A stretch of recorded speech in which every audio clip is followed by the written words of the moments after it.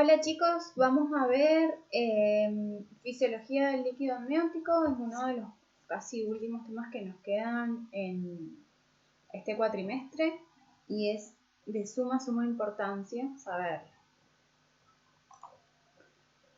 ¿Qué es lo que vamos a ver en esta clase? Primero, ¿qué es lo que es el líquido amniótico? ¿Sí? El aspecto, composición, volumen y dinámica que tiene. ¿De qué dependen todos estos aspectos? ¿Qué factores pueden modificarlo? ¿Cómo varían según la edad gestacional?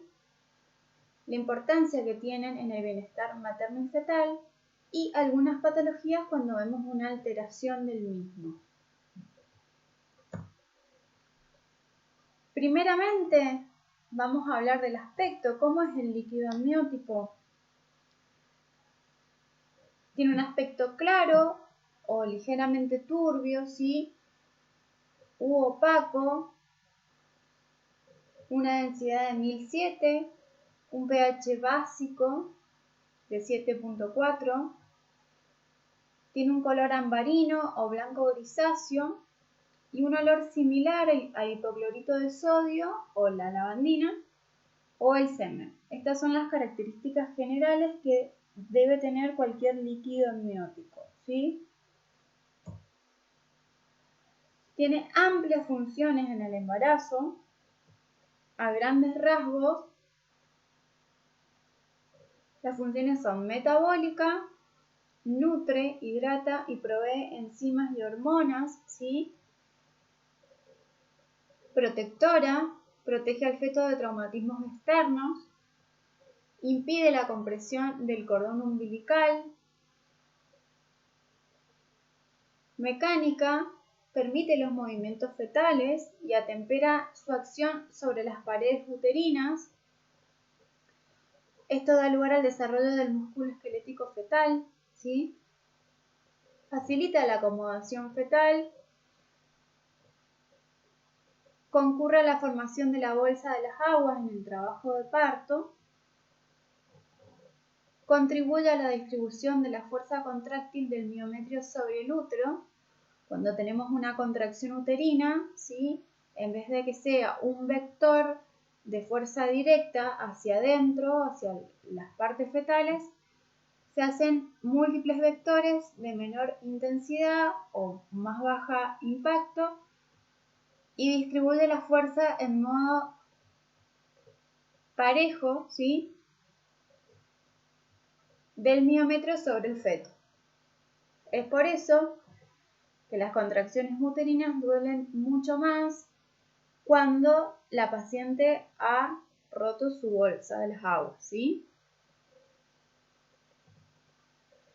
Su función bioquímica da lugar al equilibrio ácido-base y intercambio gaseoso, y termorreguladora, mantiene la temperatura de lo que sería fetal, ¿sí? Todo lo que es cavidad, todo lo que es líquido amniótico, todo lo que hay dentro de la cavidad uterina. Composición. El líquido amniótico tiene entre un 98 y 99% de agua. Los solutos que tiene es del 1 al 2%, son partes iguales orgánicos e inorgánicos. Los gases obviamente son oxígeno de 4 a 43 milímetros de mercurio y dióxido de carbono de 38 a 50. Tiene componentes inorgánicos como por ejemplo zinc, magnesio, hierro, cobre. Componentes orgánicos como proteínas, aminoácidos, componentes nitrogenados, no proteicos, lípidos, carbohidratos, vitaminas, enzimas y hormonas. Y también tiene células de descamación que ya vamos a ver de dónde provienen. Químicamente, ¿qué es lo que contiene adentro? Cloro, ¿sí? Es alcalino, fíjense. Fósforo, azufre, sodio, potasio, calcio, magnesio. Citológicamente, las células que tiene adentro proceden del amnios, ¿sí? Las mucosas y de la piel fetal, ¿sí? Según la edad gestacional es cómo va a estar compuesta este aporte fetal. De las 14 semanas prácticamente el líquido amniótico es acelular. De las 15 a las 32 hay una escasa celularidad y desde las 37 semanas hay un aumento brusco de presencia celular, ¿sí? Es fuente de células madre no embrionarias. Aquí son las células que hacen una diferenciación en cuanto al tipo neuronal, hepático y óseo, ¿sí? Son las células madre. ¿Qué componentes orgánicos tenemos? Varían dependiendo de la edad gestacional, dependiendo del aporte fetal, el materno, y existen diferencias en algunas patologías, ¿sí? A grandes rasgos vamos a tener urea, ácido úrico, creatinina, aumentan con la edad gestacional debido al aporte urinario fetal. Posee lípidos, son los fosfolípidos que aumentan con la edad gestacional. Su origen principal es el surfactante pulmonar. Glucosa, sacarosa, arabinosa, fructosa y lactosa, sería todo el combo de hidratos de carbono. Se encuentran en diferentes concentraciones. La glucosa es menor que en el plasma materno al término del embarazo. Proteínas disminuyen con la edad gestacional. Su procedencia es principalmente materna. Una muy específica es la alfa-fetoproteína. Corticoides, andrógenos, progesterona, gonotrofina coriónica, lactógeno placentario, prostaglandinas y oxitocina son el conjunto de hormonas que tiene. Contiene vitaminas B1 y C, es semejante al plasma materno en este sentido, y contiene enzimas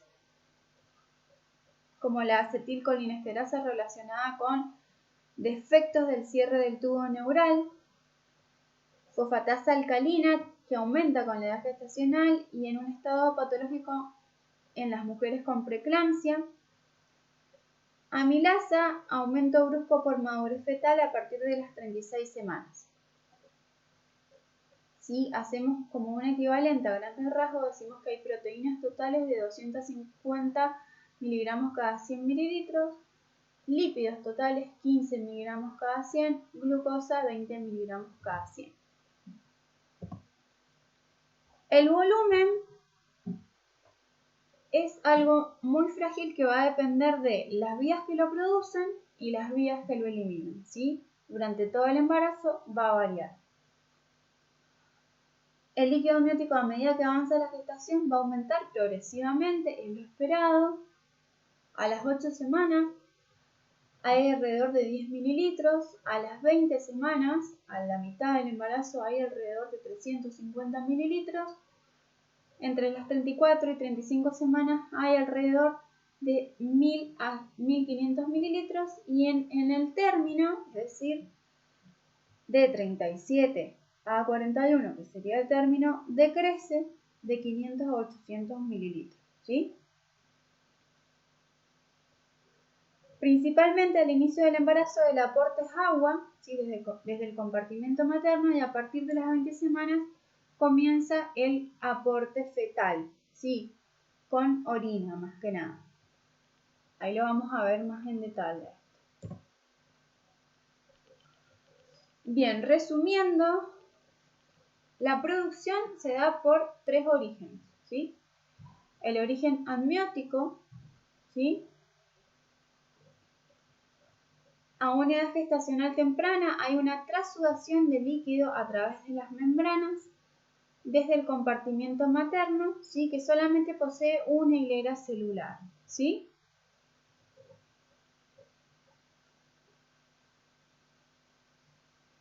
Hay vacuolas de secreción en células del epitelio amniótico, ¿sí? Y antes de las 20 semanas el líquido amniótico es similar al plasma materno. Esto estamos hablando de una edad gestacional temprana, ¿sí? Antes de 20 semanas. En una edad gestacional avanzada, el pasaje del líquido se da en ambos sentidos, ¿sí? Y el corion y el amnio se vuelven semipermeables, ¿sí? El origen materno realmente es muy poco lo que hace en cuanto a aporte. Se considera que aporta en cuanto a volumen y composición, sí, pero en realidad los dos grandes orígenes siempre han sido el amniótico y el fetal. En cuanto al fetal, en una edad gestacional temprana, ¿sí? Tenemos primero que nada la piel como órgano de transporte activo, ¿sí? Hasta las 20 semanas, que comienza la queratinización. ¿Qué quiere decir esto? Antes de que la piel se queratinice como la tenemos cualquier persona, antes de ese proceso actúa como una mucosa, ¿sí? Entonces hay transporte activo. Por eso hay células de descamación fetal. Hay una superficie fetal de la placenta que puede tener algún aporte si se desconoce. Y a la edad gestacional avanzada tenemos el aporte de secreciones pulmonares, como son lecitina, esfingomielina y fosfatidilglicerol, que la presencia de estos componentes en determinadas concentraciones nos indican que hay madurez en cuanto al pulmón fetal. Y el aporte también en una edad gestacional avanzada comienza la presencia de orina, el feto comienza a orinar dentro de la cavidad, se da luego a las 20 semanas y el aporte es de 20 a 30 mililitros por hora al término y esto hace que se diferencie del plasma materno.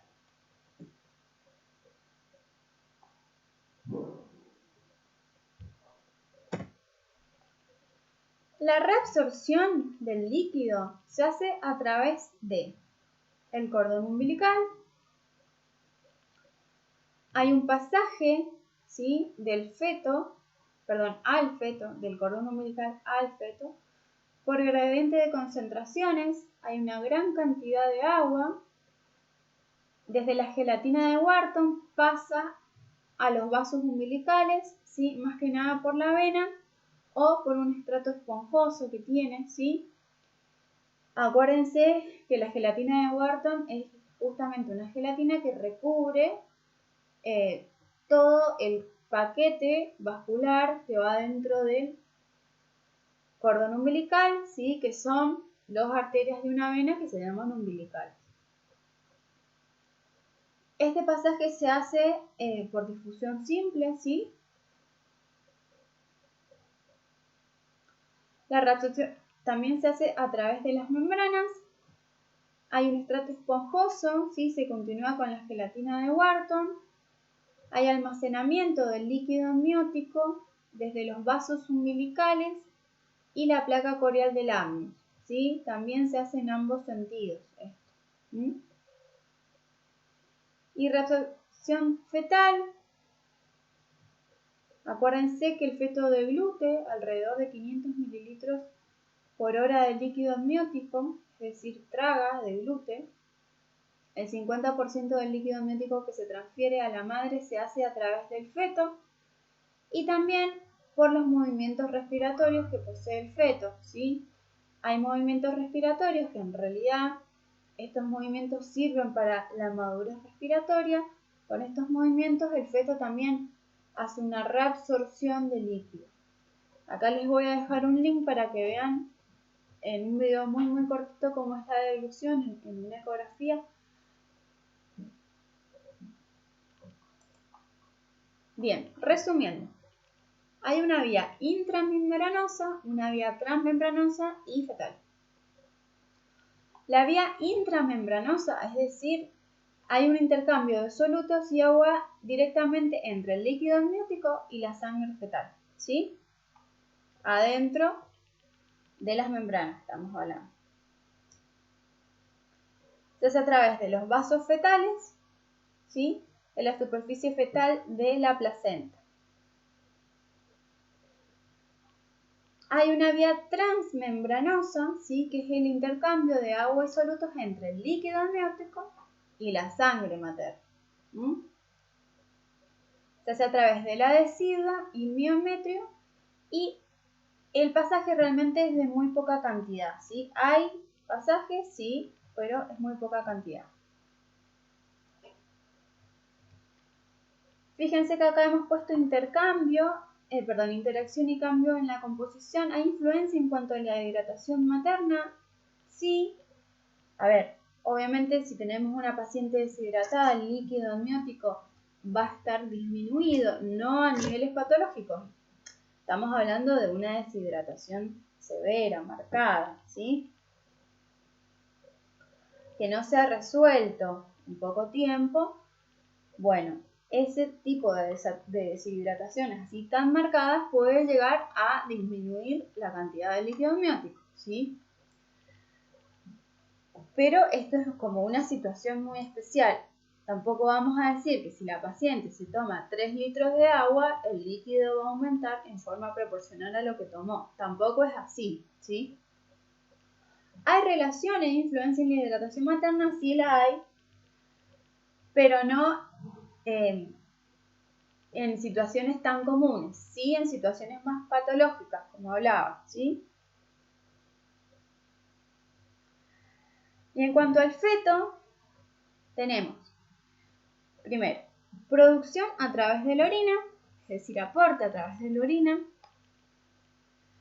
va a disminuir por una insuficiencia placentaria, en el caso, por ejemplo, de una preeclampsia, de una restricción de crecimiento intrauterino,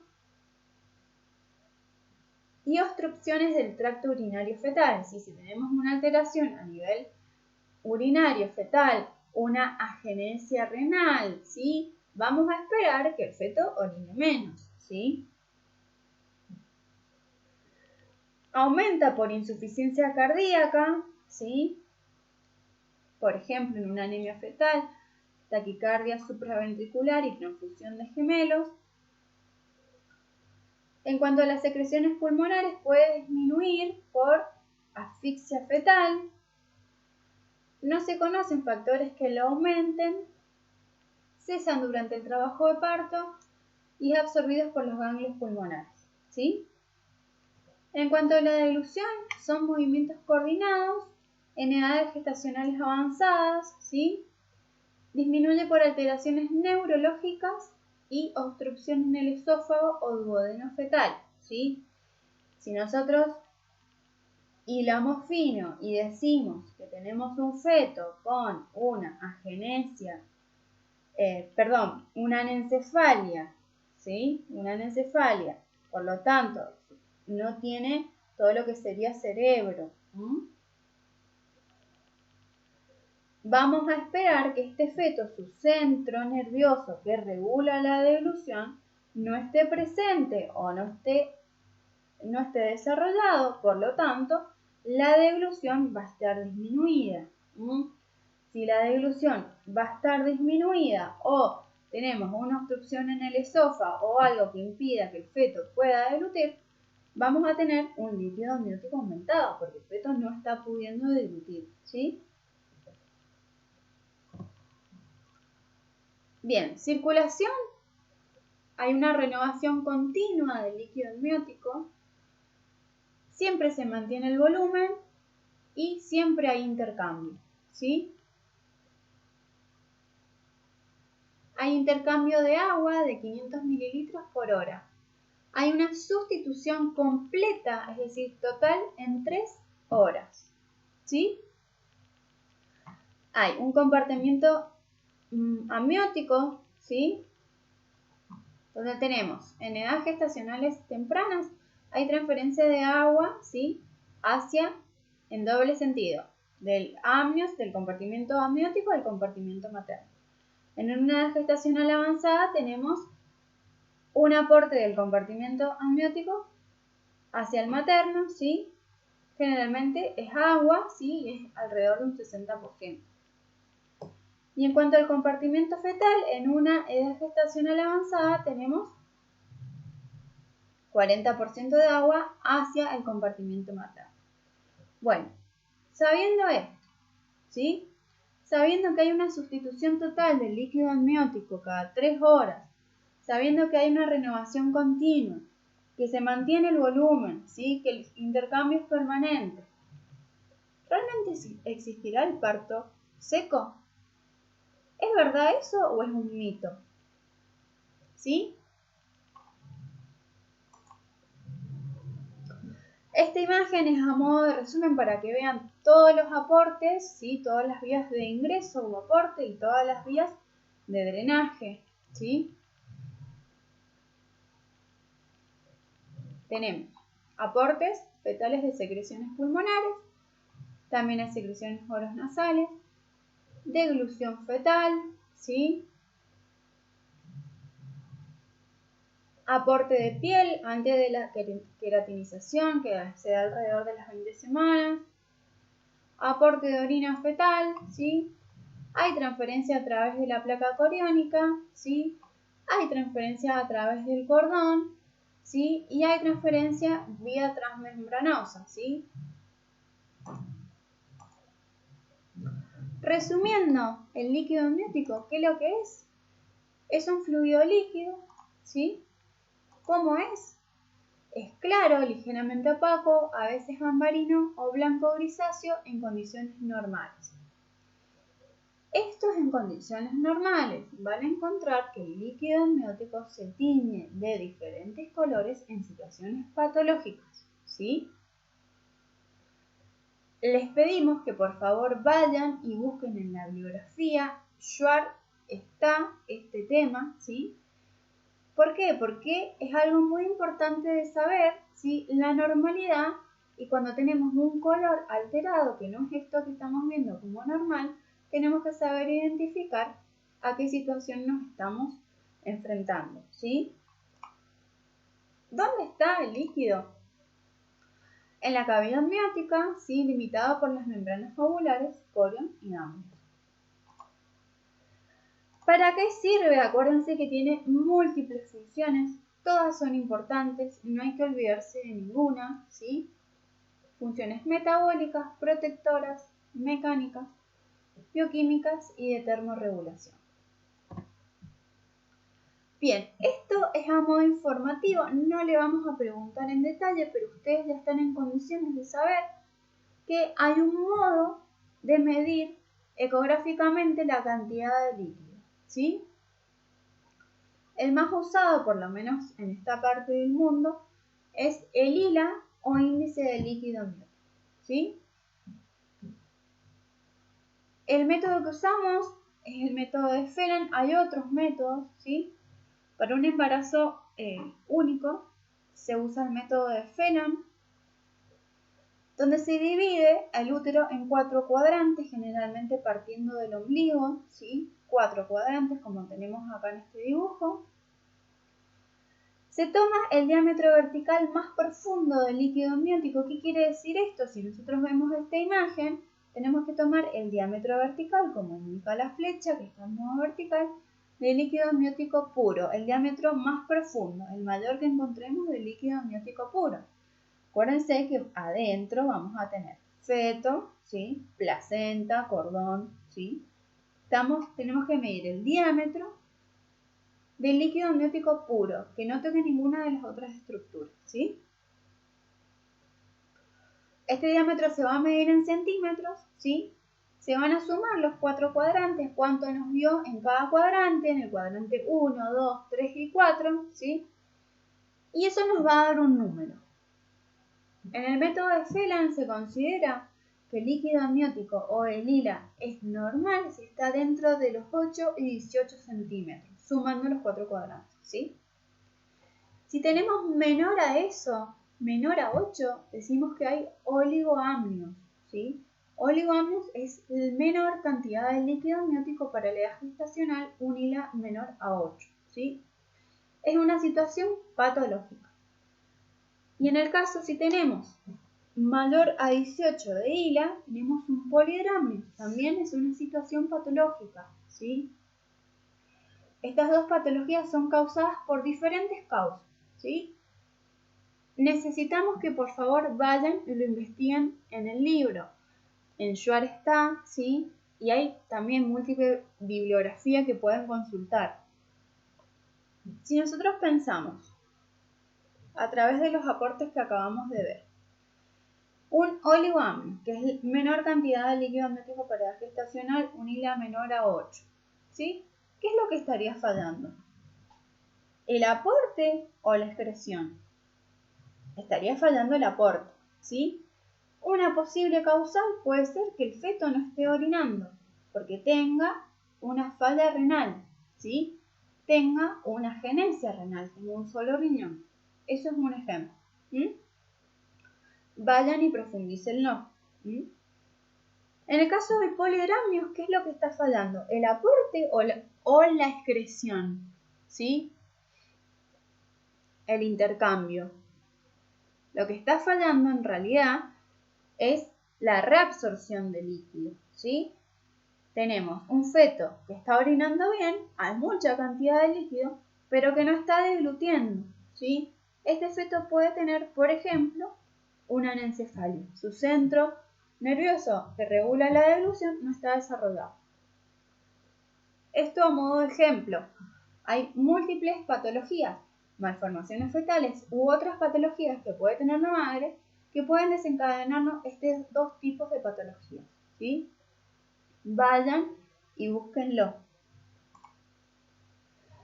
Estas imágenes son, primero, acá tenemos arriba cómo se saca el ILA en los 4 cuadrantes. Fíjense que es el diámetro vertical más profundo del líquido amniótico puro, donde no se toque ninguna estructura, ¿sí? Fíjense que toda la imagen más oscura es líquido, ¿sí? Es una imagen anecoica, quiere decir que no hay ninguna estructura que nos devuelva una imagen brillante, ¿sí? Por lo tanto, todo lo que es negro es líquido amniótico. Fíjense que está el diámetro vertical del líquido amniótico puro, ¿sí? Se han sumado los 4 cuadrantes y ahí ha dado el hilo. Acá en la imagen de abajo, a la izquierda, tenemos un oligoamnio. Fíjense que tenemos un feto, ¿sí? Que tiene la placenta prácticamente en la cara, ¿sí? Y tenemos muy poco lugar donde haya imagen oscura, que es del líquido amniótico. Prácticamente nada, ¿sí? Acá tenemos un oligoamnio.